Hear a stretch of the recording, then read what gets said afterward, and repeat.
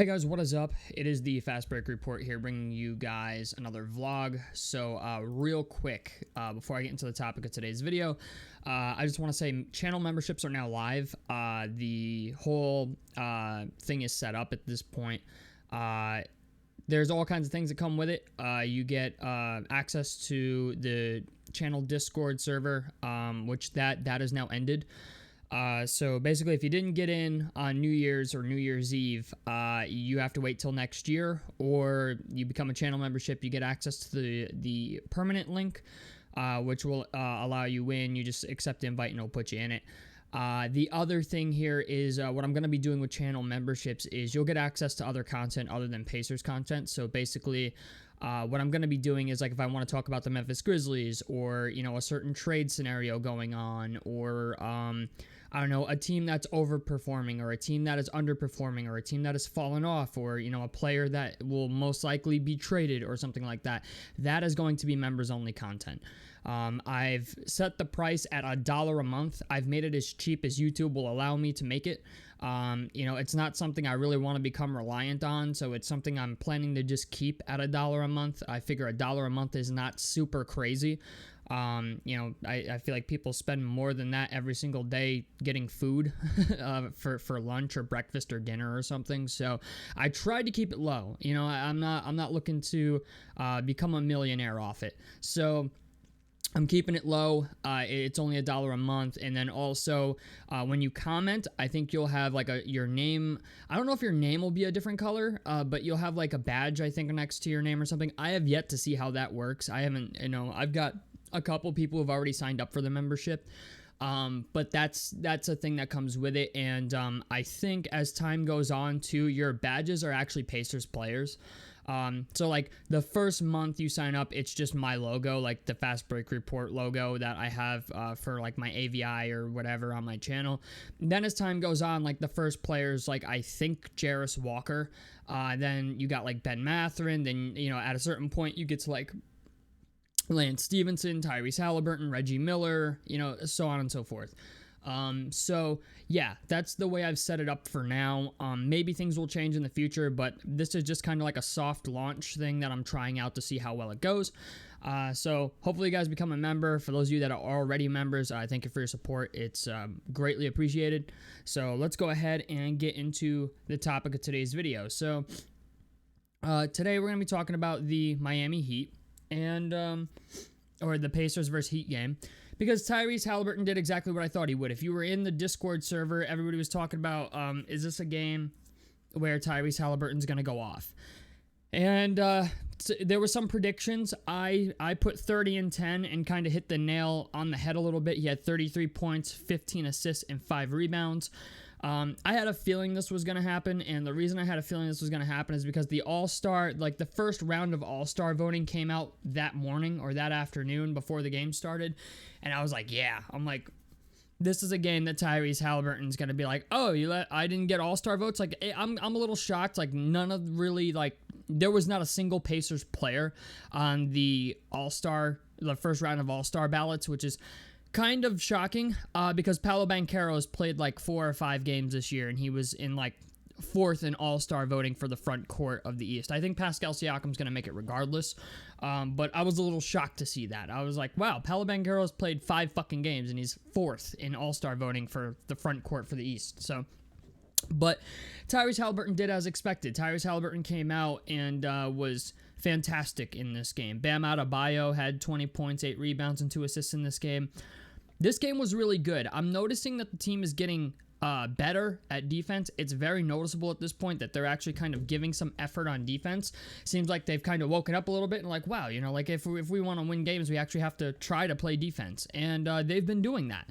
Miles Turner had a good game, 21 points, 5 rebounds, and 2 assists. I think this is the first time ever Miles Turner's actually outplayed Bam Adebayo. I could be wrong about that, but I know Miles Turner has a set list of guys he usually doesn't fare well against.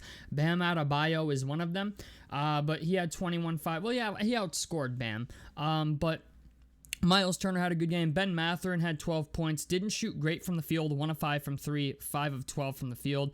And he had 3 turnovers. Ben Mathurin was, Not great in this game, but Pascal Siakam had 18 points, 11 rebounds, and 4 assists. Siakam was very good. Siakam is to a point now where he's like, it's crazy to me that Siakam didn't get any All-Star votes. Like, he's shooting like 42% from 3 and has been the most consistent player on this team. And I'm like, yo, are Pacers fans even voting for the All-Star game? Like, what are we doing, boys? See, if anybody on our team deserves to go to the All-Star game, it is Pascal Siakam, okay? Point and end of story. But, and Nembhard wasn't great in this game. 6.6 rebounds, 6 assists, 3 of 7 from the field, 0 of 2 from 3. Ben Shepherd, another guy, wasn't super great. He did have 3 steals. Haliburton had 2 steals and 1 block. But Obi Toppin appears to be back. He has 12 points and 6 rebounds in this game. Shot 5 of 9 from the field and 2 of 4 from 3 with 1 turnover. This was a good game where we also didn't have a lot of turnovers. TJ McConnell was TJ McConnell. Had 8 points, 4 assists, 4 of 7 from the field. Jarris Walker has been really turning a corner. I will say that. Jarris Walker kind of looks like he belongs in the NBA now a little bit. He had 12 points, 1 rebound, and 1 assist in this game. Shot 3 of 3 from 3, 3 of 6 from the field, and had 1 steal. I'm going to be honest. This team plays really well when they can get out and run. They play defense. They don't commit stupid turnovers. The team looks like it's finally starting to come together a little bit. You know, they're not really doing the whole half-court offense anymore. We were having this discussion in the Discord, I think on New Year's Eve or around the time this game happened, that like Pascal Siakam slows down the offense and stuff like that. I don't really think so. Because the whole reason that they traded for Pascal Siakam was because he averaged like the most fast break points per possession of anybody in the NBA when we traded for him. And at the time, we were a team that was known to just get out and run. What I thought happened was Rick Carlisle saw how good Pascal Siakam was in the post with post fadeaways and stuff like that, and I think they tried to go to a half-court offense to try and utilize that more for like the first 25 games of the season, and they quickly realized like it doesn't work that well. Having Andrew Nembhard back has been a huge deal. Aaron Nesmith looks like he's about to come back. Aaron Nesmith has been out for 28 games or like 62 or 63 days. So I'm hoping tonight or within the next week or so, Aaron Nesmith will be back in the lineup. I do think Ben Mathurin will go back to the bench. That's just my opinion on it. Ben Mathurin, good player, not a good defender. We did, you know, when Andrew Nembhard was out and Aaron Nesmith, we did see a starting lineup of Tyrese Haliburton and Ben Mathurin, and those games were not good. And I'm just going to be honest, I'm starting to agree with people about the fit between Tyrese Haliburton and Ben Mathurin, where I just simply don't think it works as great as we want it to. I'm not ready to give up on it yet, but it's very obvious that at the current point in time, Andrew Nembhard is better than Ben Mathurin at the current point in time. I don't know if that's a hot take. I don't know if that's something that people don't want to hear. But at the current point in time, yes, Andrew Nembhard is more important to this team than Ben Mathurin is. You know, when we didn't have Andrew Nembhard, we were very, very bad. And then Andrew Nembhard comes back from injury, and we go on a 5-game win streak. So do with what you want with that information. But I do think Ben Mathurin is still a great player. I love him in the second unit. I think that's kind of where he is. I kind of like Ben Mathurin as a 6-man type of guy until he can really prove to us otherwise. Same thing with Jarris Walker. Like, Jarris Walker is getting a little bit more of meaningful minutes recently. And, you know, there was a couple good possessions against Milwaukee where Jarris Walker actually played really good defense on Giannis, and Giannis just hit some good post fades. You know what I'm saying? Like I don't think people know this, but Giannis right now is like second in the league, I think, in mid-range field goal percentage. He's only behind DeMar DeRozan. So Giannis is starting to realize he does need to add a little bit of a jump shot to his game. And he's been killing it from mid-range this year. Giannis is in the MVP conversation, so I think to throw Jarris Walker out there against him and really make him work for his offense is something that I know people are like, oh, well, Giannis still scored. Listen, some players in this league are so good that, you know, you can play defense on them and it really doesn't matter. They're still going to make baskets, you know. Like, I forgot who it was years ago, but they were playing against Kevin Durant, or somebody, a commentator asked him about Kevin Durant, and they said, listen, you don't stop Kevin Durant, you just try to limit what he can do to you. You know, like, yeah, like the best thing you can do is, like, he's gonna get 20 on you. Your objective is to stop him from scoring 40, you know. So that's kind of where I stand on Giannis. It's kind of where I stand on Nikola Jokic at this point, and like all the guys in the league that are like bona fide all-stars, bona fide future Hall of Famers. You know, when somebody's that good, there's only so much you can do. But I think Obi Toppin being back in this game against Miami helped a lot as well.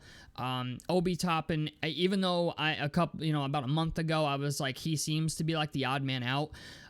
Obi Toppin has gotten a lot better at defense. I don't know if it just comes from, I don't know who had a conversation with him.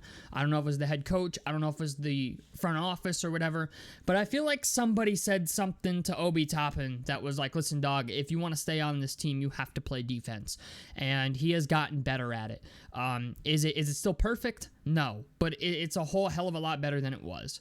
And that's a big deal. That's a big deal for this team where, like, you know, you can put Obi Toppin in for Jarris Walker, and, you know, yeah, Jarris Walker I think is always going to be a better defender than Obi Toppin, but Obi Toppin can come in and it's not like a total drop off. It's not like, you know, you're just trading points at that point.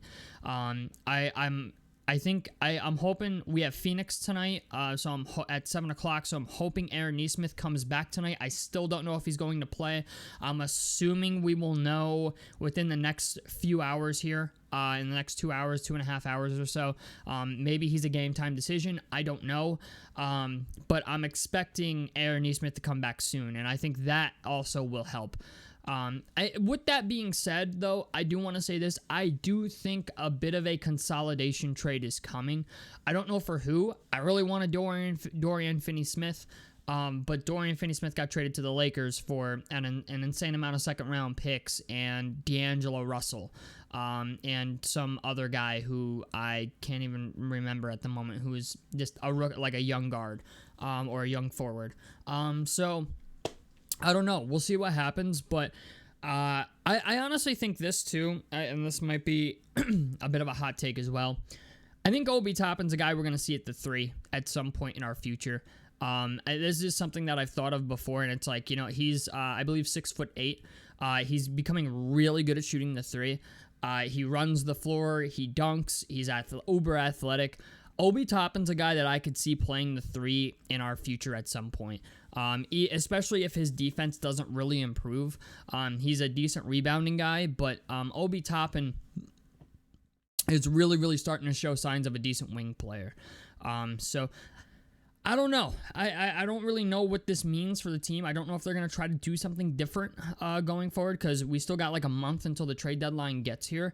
But teams will be moving guys. That will happen. And I like Obi Toppin. I kind of like the players that we have on our team at the current point in time. Miles Turner is still a giant question mark.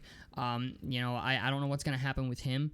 But I don't know. We can only wait and see. So tell me what you guys think about this down below in the comment section below. Like helps me out. Subscribe if you guys want to see more on the Fast Break Report. And I'm out of this motherfucker. Peace, guys.